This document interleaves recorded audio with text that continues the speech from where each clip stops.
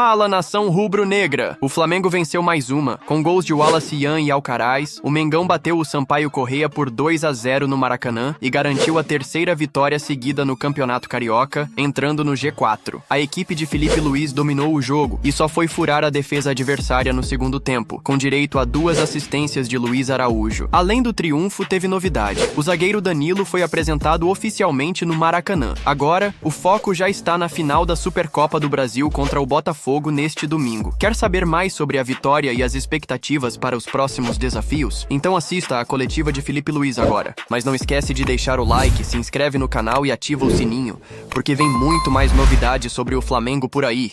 Tamo junto e bora pro vídeo! Felipe, boa noite. Boa noite. Eu acho que é importante ouvir de você hoje que o Flamengo ganha, né? Um reforço. O Alan, uma grande partida do Alan. E o Cebolinha, que eu fiquei impressionado, que vem de uma lesão seríssima e jogou um tempo inteiro em alto estilo. Queria que você comentasse a participação desses dois jogadores e o gol também do Alcaraz, que é bom para ele, né? Fiquei muito feliz pelo Alan, muito feliz. Já coloquei ele no jogo, no último jogo lá em Brasília, porque ele veio essa pré-temporada com outra atitude. É um jogador que... Desculpa, tem água, por favor. Água. Veio com uma atitude incrível, veio muito bem fisicamente, se aplicando em todos os treinos. O meu modelo de jogo ele exige muito dos volantes, muita disciplina tática, muita consciência tática, e ele não questionou absolutamente, nunca fez, né? Nunca questionou absolutamente nada, senão ao contrário.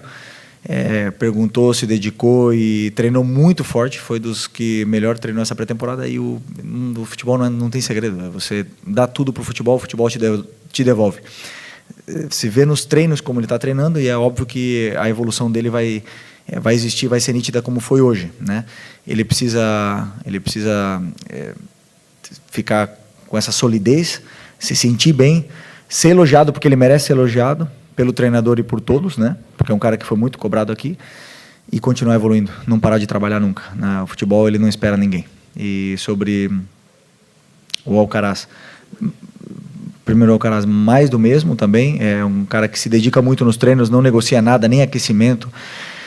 E obviamente que também precisa de tempo, e hoje o que eu mais gostei dele foi que ele não perdeu a bola. Hoje ele deu muito valor à bola, cuidou nos domínios, não acelerou tanto o jogo, e foi do jeito que eu gosto, né? Porque eu quero que acelere, mas no momento certo. Então ele soube pensar mais o jogo, que é o que às vezes tem jogadores que a gente precisa acelerar um pouco mais para eles pensar mais rápido, e outros jogadores que a gente precisa frear um pouco mais, que já são muito acelerados. E o caso do Alcaraz, ele é um jogador que precisa dar essa pausa a mais no jogo, e hoje ele fez muito bem, então eu fiquei feliz por ele também. E o Cebolinha realmente me surpreendeu também. Me surpreendeu porque uma lesão de 5 meses, um tendão de Aquiles, que é uma ruptura do tendão de Aquiles, que dizem os médicos que é a pior lesão para um jogador de futebol, e o cara voltar em 5 meses desse jeito. E eu perguntei para ele, né, se ele queria jogar os primeiros 45, os últimos 45 do jogo. Obrigado. E ele pediu para começar o jogo e sair no intervalo. Então, fez um excelente jogo, gostei muito, né? Ganhamos, como você falou, essas novas contratações. Para isso estão as pré-temporada, para isso estão os jogos, que eles possam competir entre eles, e quem cresce é a equipe. Felipe, boa noite, parabéns pela vitória. Obrigado. Da Flá TV, eu queria que você comentasse outros pontos positivos que você enxergou hoje, né? Pelo visto você está rouco, um jogo que exigiu muito do Flamengo hoje, né? De muita paciência. Você teve que colocar o Wallace Yan, né, que já jogou contigo nessa função, atacando espaço. Na primeira oportunidade fez o gol. Queria que você destacasse então, outros pontos positivos que você enxergou na noite de hoje. Eu enxerguei muitos pontos positivos e também pontos que temos que evoluir. Precisamos melhorar nosso terço final. Estamos treinando muito para isso. Precisamos chegar com mais gente na área, ter mais, diria, malícia ou maldade na frente do gol, chutar mais. Nós temos que melhorar isso aí. Mas de pontos positivos foi que o time seguiu o plano os 90 minutos, novamente. Ninguém desobedeceu, ninguém saiu da posição do jeito que eu não queria que saísse. E teve a paciência necessária, porque, né, nesse tipo de jogo você tem que ter a paciência. E ficou essa lição para a gente, né? Nós não deixamos a ansiedade que o torcedor gera muitas vezes por querer gols. ele influenciar na nossa tomada de decisão. E isso foi uma coisa que eu fiquei muito feliz, né, que nós decidimos dentro do campo, e não tem nenhuma diferença você ganhar de 2-0 com 2 gols nos primeiros 10 minutos e ganhar 2-0 com gols no final. O importante é vencer, e às vezes ter paciência, circular e esperar que o adversário canse, abrir espaços, é fundamental, e foi assim que fizemos. Então eu fiquei feliz por essa paciência que em outros jogos não tivemos tanto, e a gente acabou verticalizando mais do que deveria, e eu gosto que verticalize o jogo, mas saber o momento certo. Felipe, boa noite. João Pedro Fragoso, Jornal Globo. Parabéns pela vitória. Felipe, a gente sabe que você é um treinador sempre focado no adversário da próxima partida, não gosta muito de falar à frente, mas eu queria te perguntar se você conseguiu assistir o jogo do Botafogo ontem. O que você está esperando desse duelo, taticamente, do jogo? Obrigado. Assisti o jogo do Botafogo, e seguiu muito o que vinha fazendo ano passado, né? O time campeão da Libertadores, campeão brasileiro, perdeu alguns jogadores, mas se reforçou também. E o treinador que eu também conheço, joguei contra ele no Sub-20, que é um grande treinador, soube manter as ideias que vinham fazendo, não mexer muito, e claro, se torna um time muito poderoso, né? Então sabemos que vamos ter o adversário hoje nessa final com mais alto nível do Brasil, campeão dos dois torneios mais importantes que existe. Então vamos aí colocar à prova esse título e que vença o melhor, que seja um grande jogo. Queremos esse título, eles também, e que vença o melhor. Boa noite, Felipe. Léo José, do Coluna do Fla. O Danilo, mais cedo, quando foi perguntado sobre se ele tinha condição de jogo para essa partida de domingo, ele falou que sabia que estava com a condição física ainda não no auge, porém, ele deixou na sua responsabilidade. Aí a pergunta o Danilo, ele está pronto para o jogo da Supercopa contra o Botafogo? Você vai colocar ele para jogar? E uma segunda rápida, o Juninho, já é o segundo jogo dele pelo Flamengo. Como que você faz essa avaliação depois de 2 partidas do atacante? Sobre o Danilo, a escalação ela sai 1 hora antes do jogo, aí a gente vai ver se ele vai jogar ou não, ou vocês vão ver se ele vai jogar ou não, mas vai estar disponível para o jogo, sim. Vai estar disponível, treinou em todo esse período, está bem fisicamente, vinha jogando, um jogador importantíssimo, um jogador de altíssimo nível, e fez um esforço muito grande para vir para o Flamengo. O Flamengo também, mas ele também abriu mão de muita coisa para poder vir aqui realizar o sonho dele, e vai ter todo o apoio. Vamos precisar muito dele, não só do Danilo jogador, senão do Danilo líder, Danilo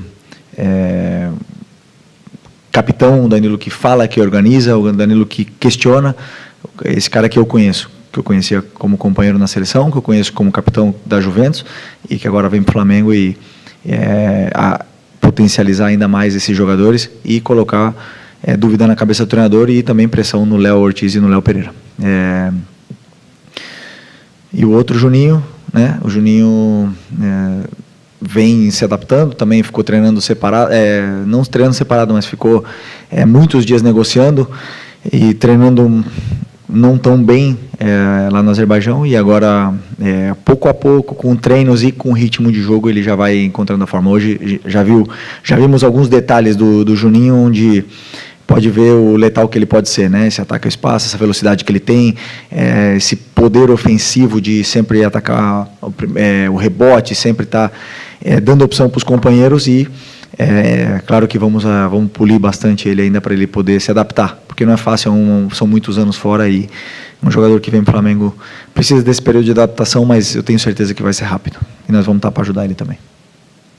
Felipe, boa noite. Boa noite. Parabéns pela vitória. Felipe, um assunto que foi pouco comentado essa semana, mas o Flamengo tem 24 horas a menos de descanso que o Botafogo por uma final, em que os dois têm praticamente teria que ter a mesma condição de jogo, mesma distância daqui para Belém, uma viagem longa.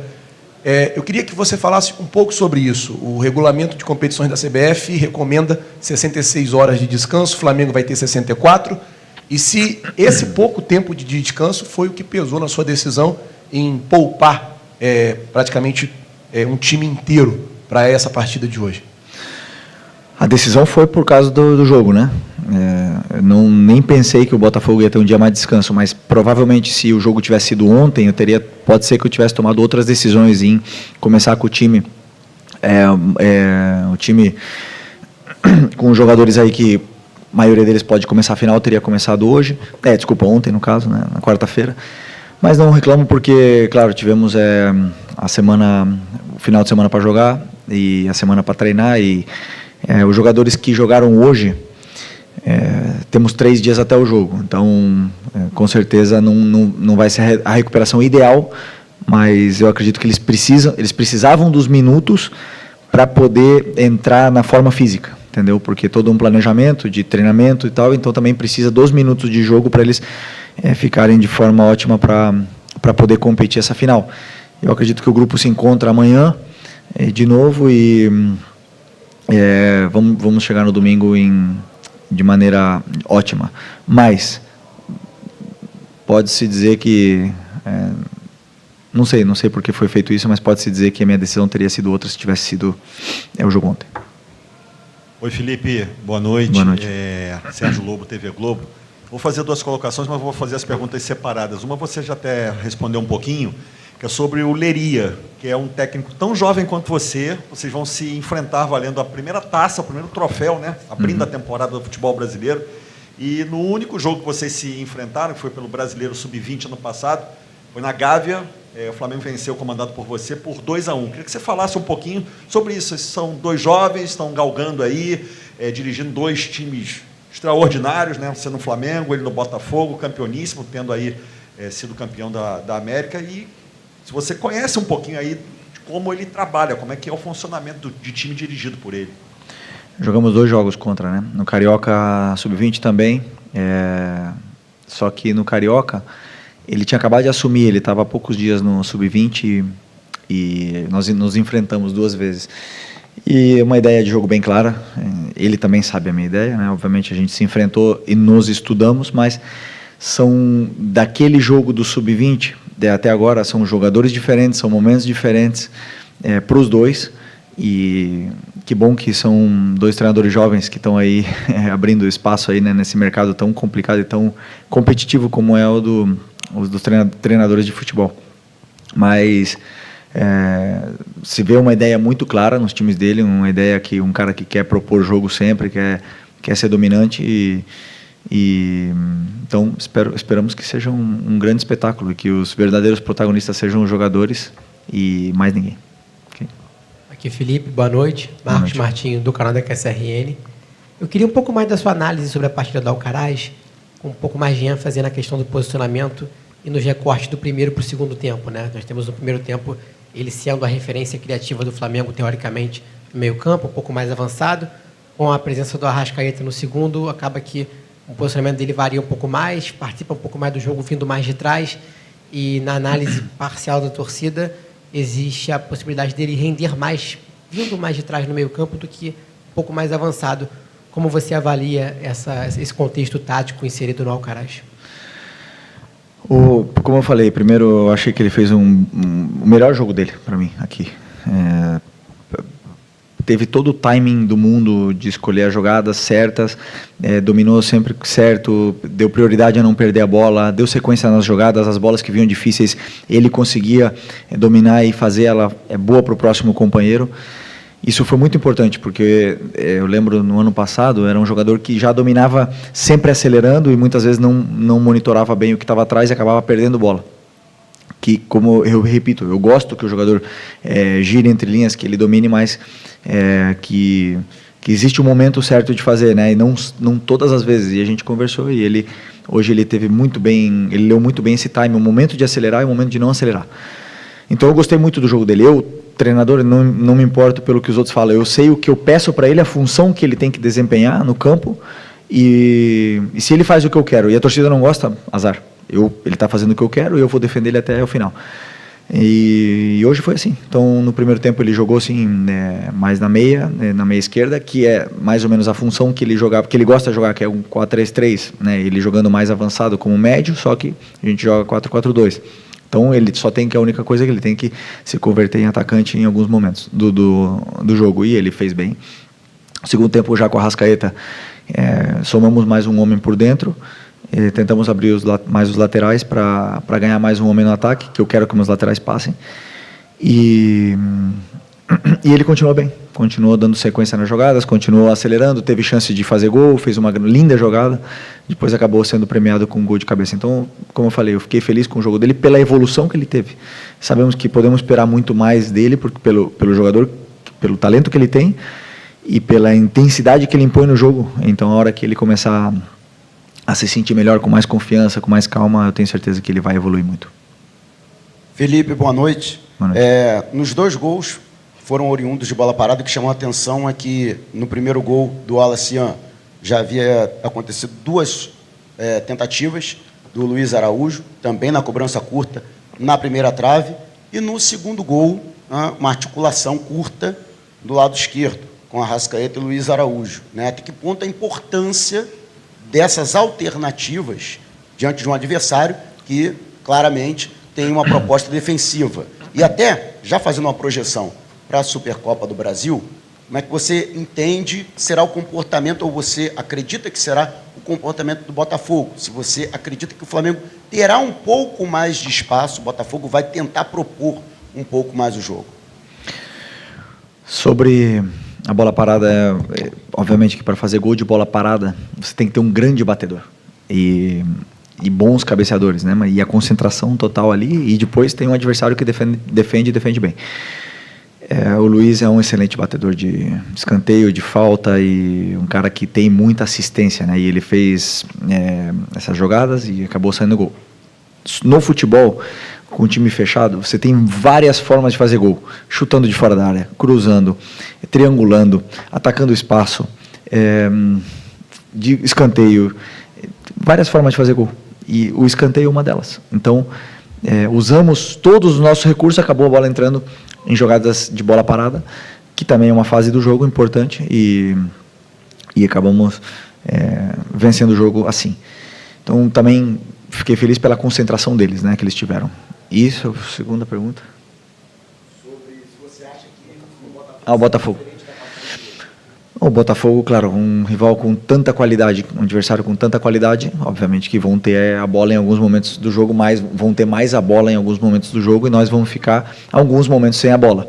Queremos pressionar sempre? Claro que sim, vamos tentar pressionar sempre, vamos tentar ser sempre com imposição, mas o adversário tem muita qualidade, sabendo disso, e nós vamos usar todas as nossas armas para poder ser dominantes do jogo e levar o jogo onde a gente quer, um terreno que a gente quer.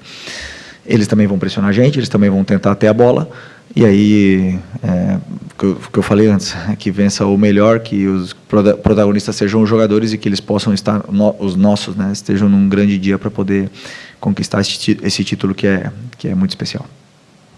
Oi, Felipe, aqui, tudo bem? Parabéns pela vitória, David Sharp, do Antenados na Jogada. Vou fazer uma pergunta mais tática, porque você mesmo disse muito bem, o Flamengo tem muitas opções, não só em quantidade, mas também jogadores que fazem várias funções, né? Uhum. E eu percebo que quando o Flamengo está com a bola saindo para o campo de ataque, tem os 2 zagueiros, os 2 volantes, e aí na frente, dependendo se tem os pontas, né? Depende se tem 2 meias, os laterais acompanham ou na linha dos meias ou lá na frente, né? Na linha dos atacantes. Eu queria entender se você prefere exatamente jogar com 2 meias ou prefere jogar como hoje, jogou com os 2 pontas. Como é que você prefere jogar, e se tem também a possibilidade do Danilo fazer uma trinca ali de zagueiro, sendo como líbero, sendo pela direita? Como é que você prefere? Como é que a sua preferência como é? Se você puder falar um pouco também do Lohan, que teve no banco hoje, não entrou. Só queria entender um pouco mais a tua pergunta, que foi boa. Você fala se eu prefiro jogar com 2 meias ou 2 pontas. E como eu joguei hoje? Só para eu... Não, como você jogou hoje com 2 pontas. Com o Matheus e com o Matheus Gonçalves. Isso, tá, ok. Boa, não, tá. Estava lembrando, mas o Matheus jogou por dentro. É que o Matheus jogou por dentro, como meia, né? Achei que ele estava bem, mas não está tanto. Não, sim. Não, o Matheus é ponta, realmente ele é ponta, mas ele jogou mais por dentro no jogo, só que ele estava sendo determinante por fora. Então eu optei por deixar ele aberto e tentar ocupar esse corredor com ele, com o Varela, né? E ele estava sendo determinante, e é mais por fora, onde ele tem mais esse 1 contra 1, e a gente estava dando tempo para ele conseguir desequilibrar. Eu acho que vai muito em função do que o adversário apresenta. Então, tem adversários que fecham mais por dentro e deixam você jogar mais por fora. Então, aí vão aparecer os pontas, ou até mesmo nossos meias caindo na ponta. E vão ter adversários que já tentam pressionar mais, reto, vão tentar achar passes, vão deixar você achar passes entre linhas, onde também você tem menos tempo para jogar, que é no centro do campo. Então, vai tudo ir muito em função do adversário. O que eu não abro mão é da estrutura do nosso time. E respondendo já a tua pergunta, enlaçando ela, sobre o Danilo, né? Então, eu acredito que todo time que competitivo e que consegue brigar pelas competições tem que saber dominar 2 sistemas. O Danilo pode jogar de zagueiro pela direita, pode jogar de zagueiro pela esquerda, pode jogar numa linha de 3, pela direita, pelo meio e pela esquerda. Então, é um cara muito versátil que nos vai dar muitas opções para essa zaga. E, em algum momento, se o Wesley estiver na seleção brasileira e o Varela na Uruguaia, ele também vai poder fazer a lateral direita. Mas ele veio de zagueiro, vamos usar ele como zagueiro, porque é como ele vem jogando os últimos anos, e estava sendo um dos melhores zagueiros da Europa. Então, nos dá muita variação tática. E eu vou muito em função do que o adversário me apresenta, da maneira que eles defendem, para poder decidir os planos de jogo em cima disso. Não sei se respondi. E o Lohan... O Lohan é um jogador que, claro, talentosíssimo, foi meu jogador no Sub-20, já estava no profissional, desceu para ganhar minutos e precisa de minutos, precisa se desenvolver, precisa trabalhar, precisa entender mais o jogo, continuar trabalhando. O fato é recuperar a melhor forma dele, recuperar o Lohan que todo mundo viu e se encantou ano passado. Isso só vai fazer com trabalho, com paciência, e o futebol dele vai voltar. E a hora que ele começar outra vez a acabar com os treinos, a ser o melhor jogador dos treinos e começar a ser o melhor jogador aonde ele estiver, vai voltar a ter mais minutos e vai ser importante para a gente também. Okay? Muito talento, muito. Felipe aqui, Thiago Lima do GE. Felipe, parabéns pela vitória, mas eu queria pedir uma licença para você fazer uma pergunta off esse jogo, de uma especial que a gente está fazendo. Faz 5 anos que a regra das 5 substituições entrou em vigor por causa da pandemia.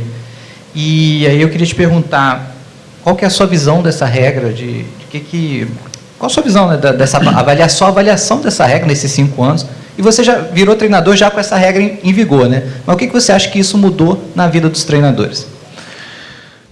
Eu acredito que favorece quem tem um elenco muito qualificado, né? Que você pode usar, fazer trocas e subir o nível de 5 jogadores, ou pelo menos igualar o nível dos 5 jogadores. Eu, particularmente, sou um treinador que gosta de trocar pouco. Eu não gosto de fazer substituições. Por quê? Eu vou tentar explicar, porque eu acredito muito que quando você joga 90 minutos, com todos os jogos 90, você se acostuma a jogar, o teu corpo se acostuma a isso. Você se adapta a essa situação. E depois, 90 minutos, acabam sendo poucos. E quando acaba o jogo, você fala, ainda dava para ter ido mais 30, que é o caso da prorrogação. E eu me senti assim durante muito tempo da minha carreira, até os 31, 32 anos, eu acabava o jogo e falava, poderia ter jogado mais 15, 20 minutos no mesmo nível tranquilamente, porque eu não saía do campo nunca. O lateral, o Simeone nunca me substituía, dificilmente ele me substituía. Depois dos 30 eu já comecei a ter mais dificuldade em chegar, manter um nível de intensidade aos 90 minutos. Então eu sou um treinador que gosta de trocar pouco, mas tento sempre ver o que está acontecendo no campo e às vezes fazer trocas para tentar melhorar aquilo que está acontecendo no campo. Mas vocês já viram em alguns jogos, já acabei com uma substituição ou 2 e não me importo. Né? Eu gostava de quando eram 3 substituições, porque você não desestruturava muito a equipe, entendeu? 5 substituições é bom, porque você previne lesões, porque você melhora muitas coisas, mas ao mesmo tempo você desconfigura muitas vezes a equipe, não tem a mesma cara que começou, e são outros jogos, e aí vai muito da mão do treinador em acertar, né? Então fica um futebol mais dos treinadores. Mas está decidido, eu tô feliz com essa regra também, com o elenco que eu tenho na mão. Obviamente que sou privilegiado por poder botar 5 jogadores do banco. Ok? Obrigado.